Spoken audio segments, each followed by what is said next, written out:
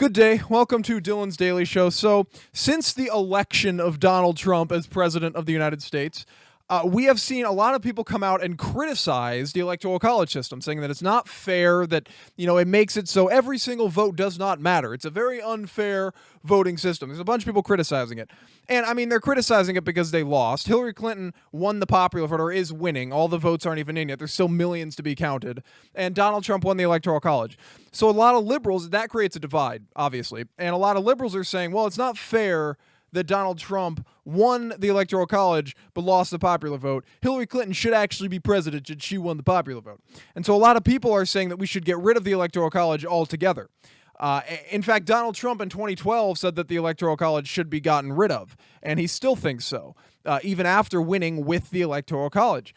But a lot of people don't understand the Electoral College. They don't get it. They don't know what it's about. And that's what I want to do in this video, is kind of explain what the Electoral College is, what it's about, and why we have it, and what America would be like without it. Because I think these are very important questions that need to be answered.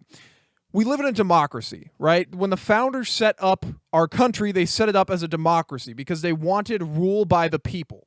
Right? They wanted the people to rule the government. They didn't want it to be the other way around. If you look at where the founders came from, they came from places where the king or the people in government controlled the people, the citizens. The citizens had barely any freedoms. They had to go through the government for everything, and the founders did not like that system. And so when they set up this system, they set it up so that the people would have a say in everything. Now, every single person deserves a say in everything. Am I right? I think we'd all agree on that.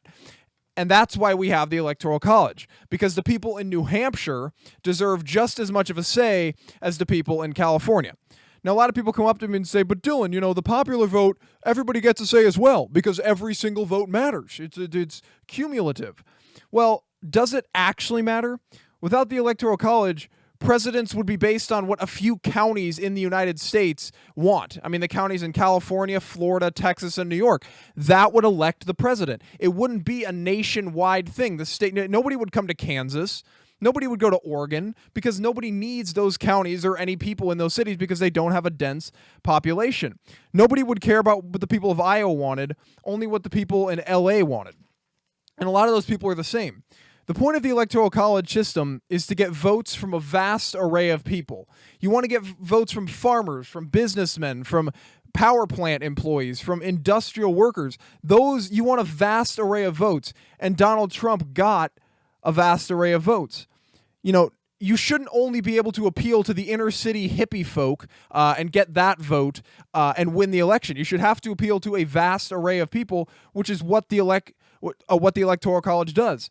Trump appealed to the Iowa farmer. He appealed to the factory worker in Michigan. He appealed to the businessman in Ohio, and that's why he won the election.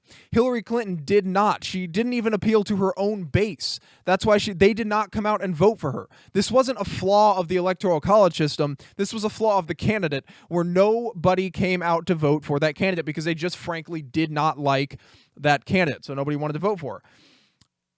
If we had a small country with a diverse group of people, without a diverse group of people, I should say, we could actually use the popular vote, because you would only have to appeal to what a certain group needs. Because if our country was small, maybe like 100,000 people, and everybody was exactly the same, you would know the struggles that every individual person goes through. But we live in the United States with a lot of people in this country, and there are so many different people from so many different backgrounds with so many different struggles in day-to-day life. And the president of the United States should listen and understand everybody's struggle, and not just the people's struggle in certain areas around the United States. Hillary Clinton did not campaign in Michigan and in Wisconsin. She didn't go there till the end when she started to lose it, because she thought she got the vote. She criticized the people in the coal mining industry. She said she was going to put coal miners out of business. That cost her votes in Pennsylvania and in other states. She killed the Electoral College for herself. This had nothing to do with Donald Trump, contrary to major belief. This was all Hillary Clinton not being a good campaigner. Now, even if we didn't have the Electoral College, people would still appeal. That's the other thing. They say, well, these politicians just run around and they appeal. That's all they do.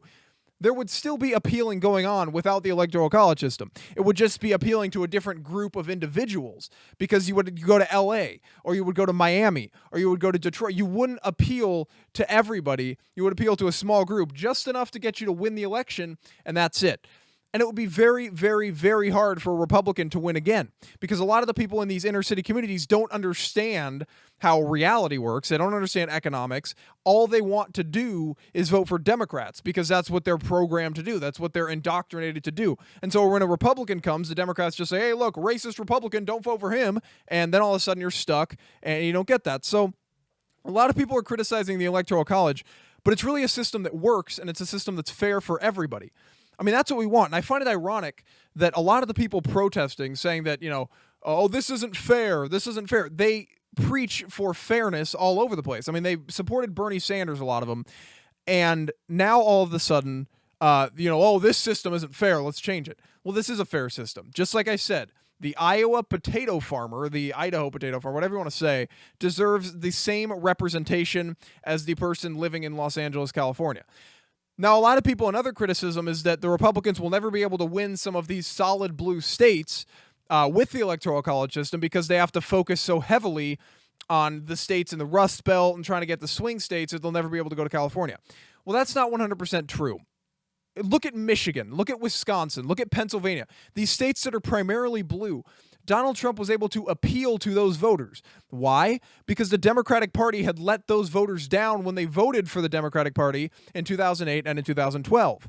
If the people of Los Angeles or the people in California were let down drastically by Democratic policies, there's nothing stopping a Republican from going there and saying, look, I can help you with these problems that you're facing, and maybe winning the state. Now, I'm not saying that a Republican anytime soon is going to win the state of California. That's obviously over-optimistic, but I'm saying there's a chance that it could happen. Donald Trump did a fantastic job of realizing the flaws that President Obama had as president of the United States, and there were many. President Obama, jobs were not going up. Wages were staying stagnant. National security was at risk. People did not feel safe in their own homes.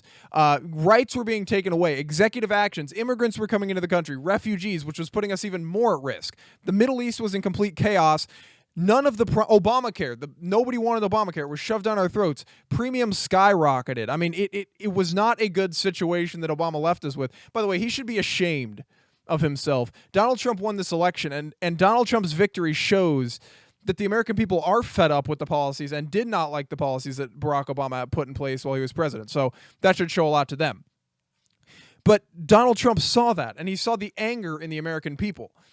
This wasn't just an election between Republicans and between Democrats. This was an election between the mainstream and the outside, between the establishment and the outside. And Donald Trump was an outside candidate. He didn't just run against the Democrats. He didn't come out and say, the Democrats have been doing this to you, therefore you should vote for me. He didn't surprisingly, he was not a very divisive candidate. I mean, a lot of people say he was because of what he said about the Hispanics, what he said about Muslims, but he wasn't a divisive candidate. He ran on a message of unity. He said everybody, Republican, Democrat, everybody, is being ripped off by this system that the establishment has put in place, by this system that the establishment is holding you down, and you cannot go anywhere in life. It doesn't make a difference if Jeb Bush won the presidency or Hillary Clinton, because they are all a member of the establishment. And that really resonated with the people. They felt like it was honestly a one party in Washington, and they wanted to see change. And that's why they elected Donald Trump. So people say the Electoral College sucks. They don't understand it. What they need to do is realize why Donald Trump won the election, number one, which is by appealing to the voters that Barack Obama let down when he ran for office. Like I was talking about, the factory employees whose wages stagnated, crime rate in inner cities, unemployment skyrocketing. I mean, all these categories Barack Obama failed in. Donald Trump came in and appealed to all these people. Hillary Clinton was a flawed candidate. So was Donald Trump, but Hillary Clinton more so. She was literally under FBI investigation twice for 3 different investigations. And people didn't like that. They didn't trust her. And a lot of women didn't vote for her because they didn't want to see Hillary Clinton as the first woman president. They didn't think she reflected a good first female president. So you have to understand why Donald Trump won. Number 2, you have to understand how the Electoral College works, which I explained earlier in the video. It works because everybody deserves an equal opportunity. Each state deserves an equal opportunity to be represented, and that is the most important thing we can keep, because if we let it get to the point where only a few counties elect our president, we will be in a very dangerous situation where we aren't governing for all of the people, we're governing for a select few of people. But anyway, that's it for today's video, ladies and gentlemen. If you enjoyed, make sure you like and share, and don't forget to subscribe so you don't miss out on any more. I will catch up with you guys next time. Bye-bye.